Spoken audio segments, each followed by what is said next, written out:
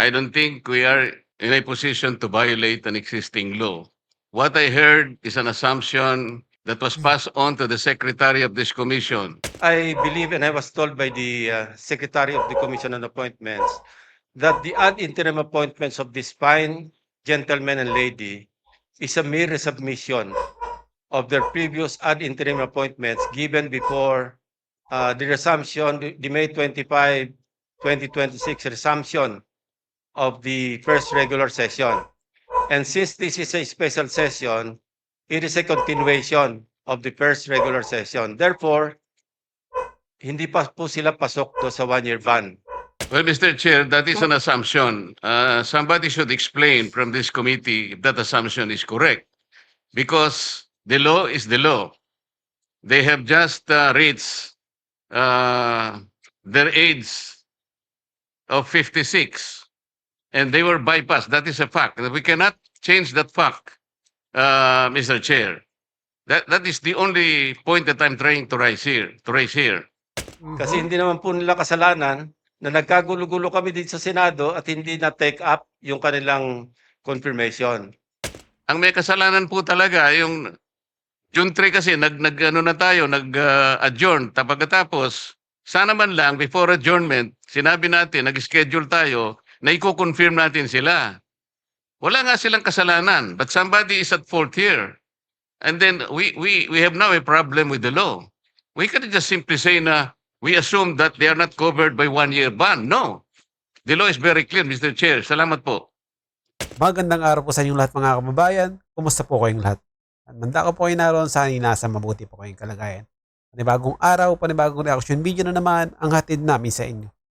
At dito nga mga kababayan ay nagkaroon agad ng mainit na sagutan itong si Senator Marcoleta at si Senator Lacson.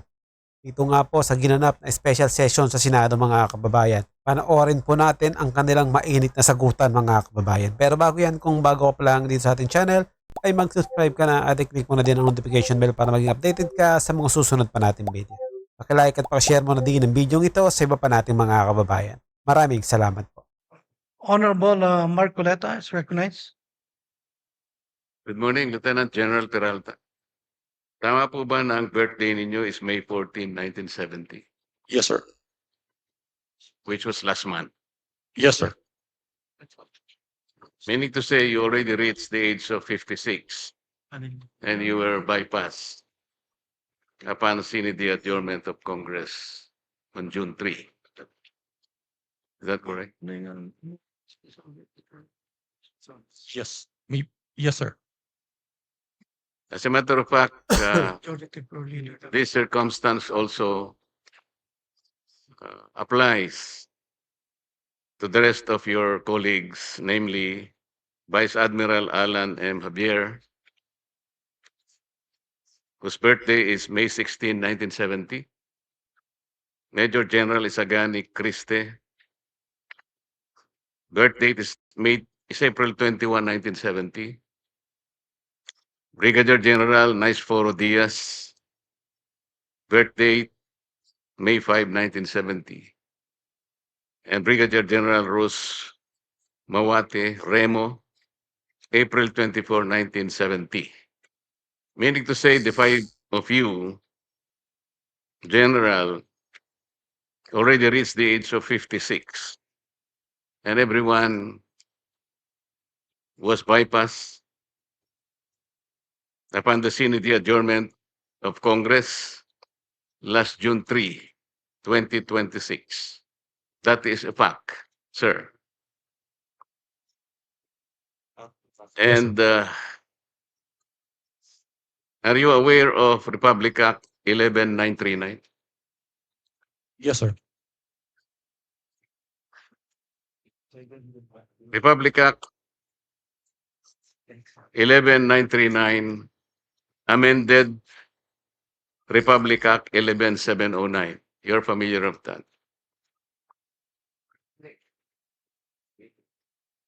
Do you know why I am citing this particular law, General? Yes, sir. Why? We are less than 1 year, sir. Yes. You are correct. Section 2 of Republic Act 11709, which is now Section 1 of 11939, last paragraph, says that to be eligible for appointment or promotion to the grade of Brigadier General or Commodore O-07 or higher, except for positions under sections 2A and 2B, the officer must have at least 1 year remaining of active service before compulsory retirement. And would you say that you lack at least 1 year remaining of active service before your compulsory retirement? Yes, sir. We were ordered to come here, sir, and we are directed to appear before the commission appointments. And so therefore, it only means that the five of you may no longer be eligible for reappointment in view of the prohibition under Section 1 of Republic Act 11939. Am I Naku po. correct, sir? Yes, sir. Thank you. Thank you, Mr. Chair. Thank you, Honorable Marcoleta. Honorable Senator Ping Lacson is recognized. Yes, Mr. Chairman. Just for clarity, I believe and I was told by the Secretary of the Commission on Appointments that the ad interim appointments of this fine gentleman and lady is a mere resubmission of their previous ad interim appointments given before the resumption, the May 25, 2026 resumption of the first regular session. And since this is a special session, it is a continuation of the first regular session. Therefore, hindi pa po sila pasok do sa 1-year ban. Kasi hindi naman po nila kasalanan na nagkagulo-gulo kami dito sa Senado at hindi na take up yung kanilang confirmation. So with that manifestation, Mr. Chairman, I move that we recommend to the plenary the confirmation of the aforestated or aforementioned gentleman and lady in plenary. I so move, Mr. Chairman. There's, yes, Honorable Rizon Taveros. Second the motion, Mr. Chair. Any objection to the motion duly seconded? Mr. Chair, Yes, Honorable Albano is recognized. Mr. Chair, Your Honors, on the part of the minority, we place on record our full support for the confirmation of the 5 generals and flag officers of the Armed Forces of the Philippines, whose appointments are now under consideration. These officers have rendered long and distinguished service to the nation. As such, the minority supports the favorable confirmation of their appointments and commends their dedication and sacrifices in their service to the Filipino people. Mr. Chair, as the acting minority floor leader on behalf of the minority and the Filipino people, we interpose no objection to their confirmation. Thank you, Mr. Chair. Thank you, Honorable Albano. Honorable Bongo is recognized.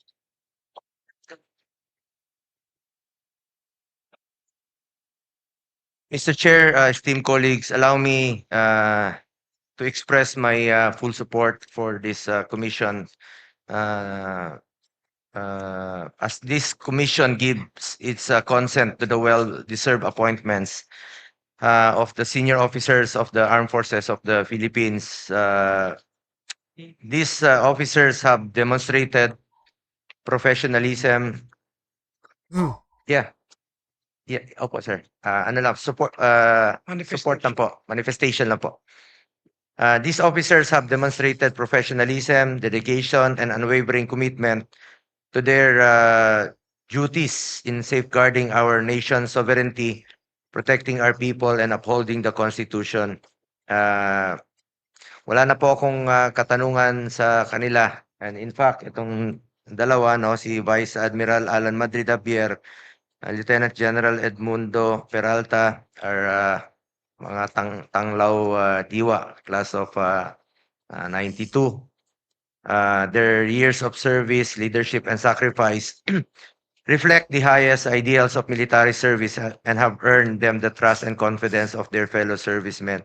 At naintindihan ko rin po na yung 1 year bar rule, no, na dapat nilang mahabol dahil bawat star na alam po ni Senator Ping Lacson yan noon pa. Parati nating pinaglalaban dahil napakahalaga po sa kanila yung 1 star na madagdag sa kanila. Yan po yung dala-dala na nila hanggang sa kanilang pagtanda. At maraming salamat rin po Senator Ping sa mga suporta mo noon sa sundalo. Mr. Chair, dahil sa kanilang kabayanihan at pagbibigay serbisyo sa ating bansa, gusto ko lang pong bigyang pagkilala at pagpupugay sina Vice Admiral Alan Madrid Javier, Lieutenant General Edmundo Peralta, Philippine Army, Major General Isagani Ocampo Criste, na naging PSG rin po nung panahon ni dating Pangulong Rodrigo Duterte, Brigadier General Nice Foro, Medrana Diaz Jr., Philippine Army, and Brigadier General Rosa Mawate Remo, Women in Uniform. Ma'am, sa panahon ng banta sa seguridad, sakuna at iba't pang hamon sa kapayapaan at kaayusan, sila ay naninindigan at naglingkod ng buong katapatan sa iba't ibang tungkulin at responsibilidad na kanilang ginagampanan. Napatunayan ng mga opisyal nito ang kanilang kakayahang mamuno at maglingkod. Panahon ng pandemya, panahon ng giyera sa Marawi, bagyo, lindol, baha, patuloy kayo nagtatrabaho para sa ating mga kababayan. At maalala ko po, nung panahon ni dating Pangulong Rodrigo Duterte, pinaglaban natin na madoble po ang sahod ng entry position ng military at lahat po ng uniform personnel. Dahil po yan sa inyong sakripisyo para sa bayan at hindi po natin mararating itong kinaroroonan natin kung hindi po dahil sa inyo. As our first line of defense, your continued courage and commitment are vital to defending our country's honor, rights, and future. We also call on you to remain steadfast in protecting our sovereignty. Maraming salamat po sa inyong dedikasyon, sakripisyo at walang katulad na serbisyo sa ating mga kababayan. Wala po akong katanungan kung hindi nagbibigay lang po ako ng full support dito sa ating hearing sa Commission on Appointments. Dati naman po akong membro dito since 2019. At hindi po matutumbasan ang inyong kontribusyon sa bayan. Pero meron lang po akong paalala sa ating Armed Forces of the Philippines. Unahin lagi ang interes ng bayan. Unahin po lagi ang interes ng bawat Pilipino. Mabuhay po kayo. Maraming salamat po. Thank you, Mr. Chair. Senator Bongo. Yes, Honorable Marcoleta. Mr. Chair, I did not get proper explanation on the concern that I raised before this committee. I don't think we are in a position to violate an existing law. What I heard is an assumption that was passed on to the secretary of this commission. Somebody presumed that the appointment made last year is supposed to be continued. May I ask the secretary to explain that, if that assumption is correct? And if that assumption is enough to override the clear provision of the law? Honorable Lacson. Again, I'd like to clarify, hindi po last year. Before May 25, 2026, yung nag-resume tayo ng first regular session. Kasi nag-break tayo. Bago tayo mag-resume, they were given ad interim appointments by the President. So yun po yung ina-apply natin because a special session that we are having today is a continuation of the first regular session, Mr. Chairman. So yung birthday nila fell after. Kailan ang birthday mo, General? May 14. So yung ad interim appointments were given before May 14, I suppose. So you confirm that. So hindi ka covered ng 1-year ban. That's the clarification that I manifested earlier, Mr. Chairman. How about the others? covered sila ng hindi sila covered ng 1-year ban when they were given their ad interim appointments Before their before birthday, May 25, di ba? Kasi kung after May 25, resumption, nomination, at saka hindi na kayo mag-apply. But since you were given your ad interim appointments, since Congress was in recess at that time, having resumed on May 25, hindi po kayo mako-cover ng 1-year ban. That's my point. So I hope I satisfy the query posited by the Honorable Marcoleta. Thank you, Mr. Chairman. Well, Mr. Chair, that is an assumption. Somebody should explain from this committee if that assumption is correct. Because the law is the law. They have just reached their age of 56 and they were bypassed. That is a fact. We cannot change that fact, Mr. Chair. That is the only point that I'm trying to raise here. Kasi maliwanag po yung sinasabi naming batas. Wala po tayong personalan dito. I hope that these 5 officers, gusto ko rin naman sila na mailagay natin sa tamang ayos ng kanilang confirmation. But there is a hurdle here. Ilang ang problema rito, Mr. Chair, kasi maliwanag po yung sinasabi ng batas. Lumilitaw, after their compulsory retirement, less than 1 year na eh. As a matter of fact, they were unable to submit the documents for confirmation. Only, siguro, hindi ko po alam, but only the secretary can testify when exactly were they able to complete the documents for confirmation. Ang may kasalanan po talaga, yung June 3 kasi, nag-adjourn. Pagkatapos, sana man lang, before adjournment, sinabi natin, nag-schedule tayo, na i-confirm natin sila. Wala nga silang kasalanan, but somebody is at fault here. And then we have now a problem with the law. We can't just simply say na we assume that they are not covered by 1-year ban. No. The law is very clear, Mr. Chair. Salamat po. I'd like to make a manifestation, Honorable Marcy Teodoro. Mr. Chairman, point of information. Bago po ako rito pero meron po tayong kaso Matibag versus Benipayo, GR number 149036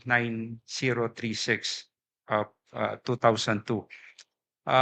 This has something to do and defining what is a bypass appointment. As pointed out earlier by Senator Lacson, that this is basically a continuation of the previous session. Hence, the appointment was not technically bypass as defined under the said doctrine under Matibag versus Benipayo. Point of information, Mr. Presiding, Mr. Chairman, this may help or guide the committee in its on its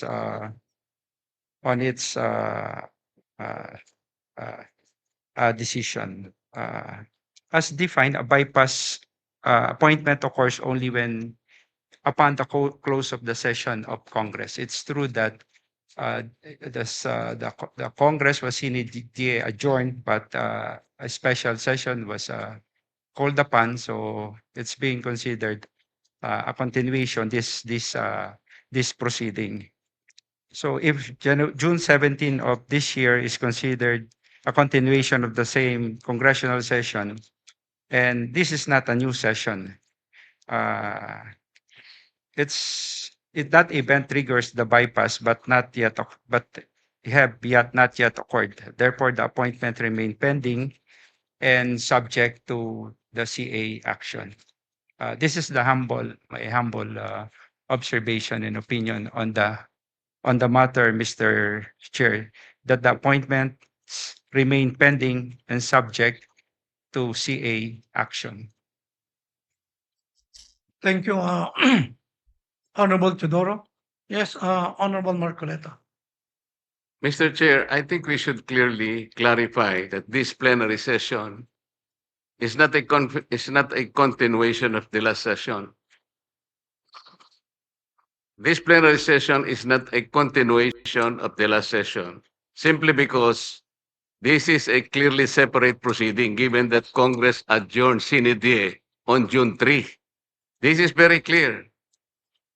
We should not explain it any further. And Matibag versus Benipayo was quoted, Mr. Chair. In this case, Mr. Chair, an ad interim appointment can be terminated for two causes specified in the Constitution. Article 7, Section 16, Paragraph 2. Ang sabi doon, the first cause is the disapproval of his ad interim appointment by the CA. The second one is the adjournment of Congress without the CA acting on his appointment. Ito yung Matibag versus Banipayo. Mr. Chair, may I manifest that I have nothing against the five officers subject of today's confirmation. I think we have to thank them for their gallantry and service to our nation. I'm just trying to make a point here. But I am not objecting because we need to know and we need to articulate what is the law that must be the concern of this proceeding, Mr. Chair. Sana wala na yung assumption kasi na sinasabi pa nila kanina that there is a continuation. This is not. Alam natin lahat yun eh. Because we are misleading our members for doing that, Mr. Chair. Ang importante na lang dito, kung wala namang mag-object sa kanila, I'm just pointing it for the record that there is a law that must be respected in connection with this, Mr. Chair. Thank you. At yun na nga mga kababayan, hanggang dito na lang po ang ating video. Kung ano man po ang inyong opinion sa bidyong ito, ay i-comment nyo lang po sa baba at ating pag-uusapan. Naway maging kabahagi po tayong lahat tungo sa pagsulong at pagunlad ng ating pinakamamahal na bansang Pilipinas. Ingat po kayo palagi at maraming salamat.